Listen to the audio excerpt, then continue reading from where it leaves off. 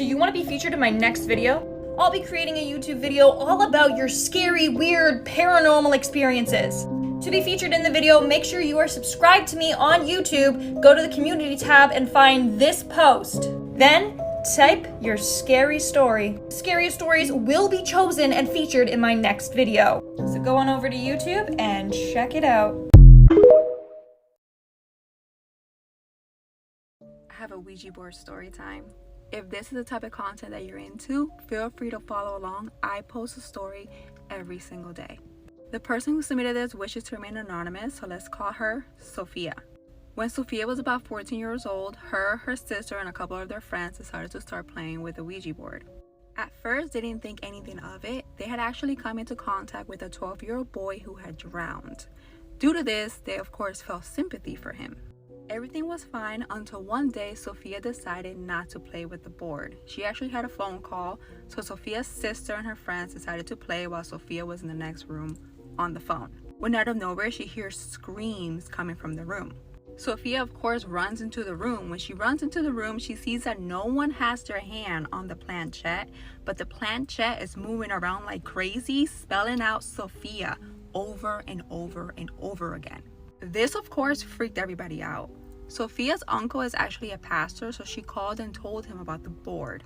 At first, he was of course angry with her for playing with the board, but decided to pray with her over the phone and told her of a few prayers for her to recite anytime she felt afraid. After this, none of the girls wanted to go anywhere near the board. They actually put the board away without even saying goodbye.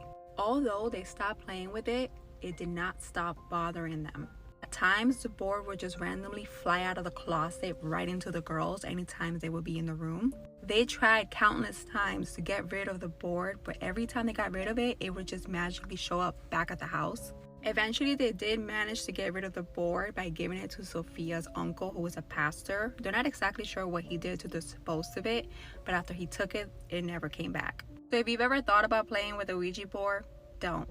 Just don't. It's not worth it. And even if you get rid of it and you think you are cleansed of whatever you came into contact with, you're never fully cleansed. These things remember you. They remember your face, they remember your name, and even if they're dormant, they never stop following you. This story is remarkable. This is the Titanic reincarnation case of Jamie and Thomas Andrews. Growing up in Madison, Wisconsin, Jamie's parents said that he was a really happy and easy kid. He grew up with a speech impediment, but they noticed it was more of a British accent at times. And his parents noticed that Jamie never went past the first few steps in their swimming pool.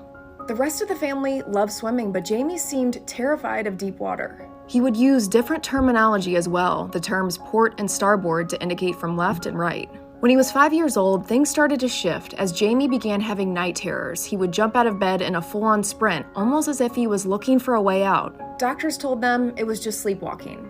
But Jamie's parents felt there was something else going on here. One night, Jamie saw a part of the film Titanic while his parents were out and a babysitter was watching him, and from there, the obsession began. He began drawing picture after picture of the ship, over and over. More than 50 drawings in 2 weeks. The obsession amplified over time. In school, on placemats, anywhere he could, he was drawing pictures of the Titanic sinking. Jamie also knew so much about the ship, the interior levels, how it was built. Things that the average 5-year-old just wouldn't know.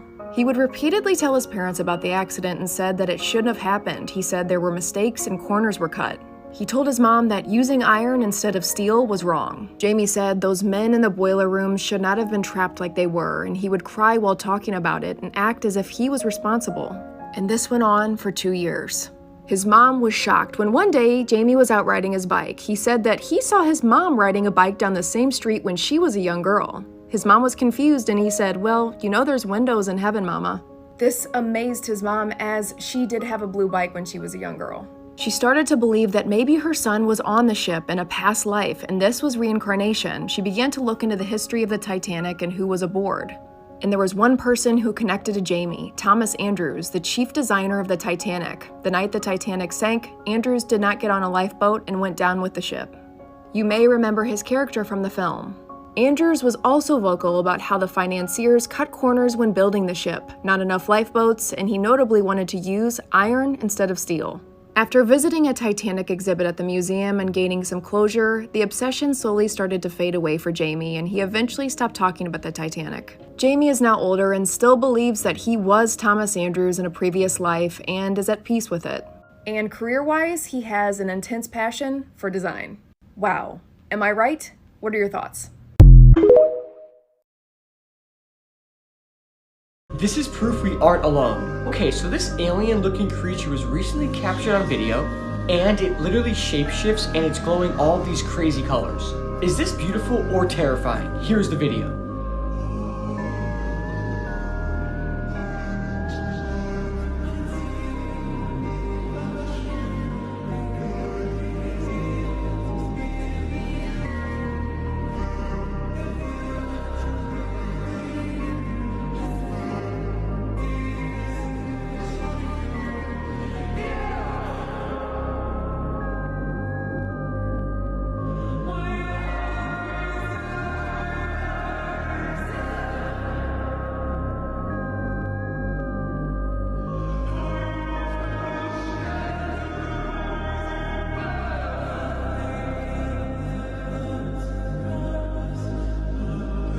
So yeah, what do you think about this? I have no idea what this is, but it's absolutely terrifying. And this is also 4,000 feet in the ocean. This is just proof that you never really know what's going on inside someone else's house. We have this lovely, typical American suburban home. Let's take a look inside. And just like the outside, it's absolutely gorgeous. They even have this lovely little nursery. But when I saw this, I thought, it looks peculiar. And my senses were right. Where does the secret door lead to, you might be asking? Wasn't expecting that. I mean, if I'm being honest, I kind of love it. And the garage is great. It's great. And then we're back outside and, we're just hanging out, cooking on the grill for the fam, hanging out on the patio.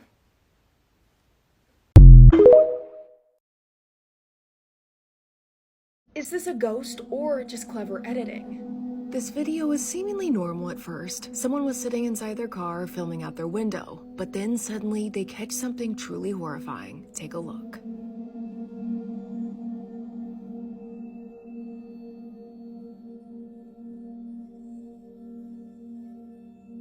Hauntingly, a creepy face pops into view in the bottom left-hand corner, then quickly darts away. At first you may think, is this just someone pulling a prank? But when you pause the video, you can get a better look. The nightmarish face is pale with black hair and misshapen dark eyes.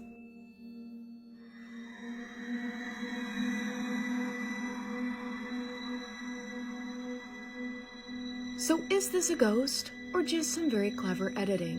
You be the judge.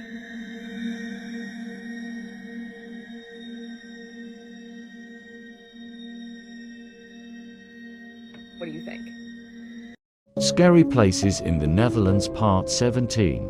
This villa in Driehuis is haunted by a man who lost his body. In the 20th century, banker J.H. van Eggen died in his home, Villa Romantica. He had one wish, to be buried in the cemetery next to the villa. Before burying him, his body was preserved in the villa. When no one was watching, someone snuck into the house and stole the corpse.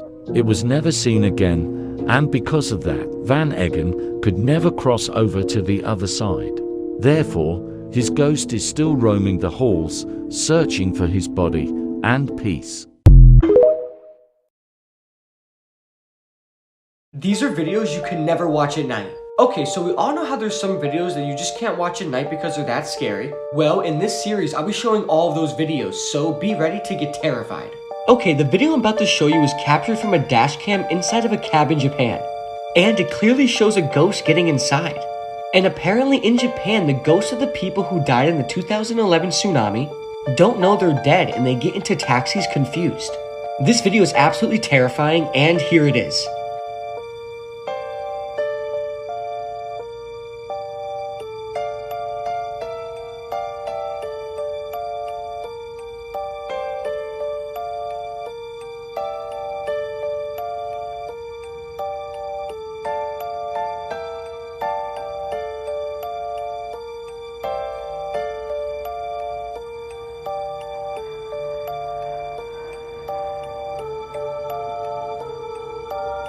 Okay, so that's absolutely terrifying.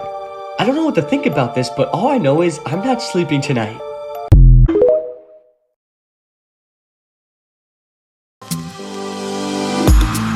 Life can get tough, chills in my bones, working too much, weight on my soul, closing my eyes, let it all go.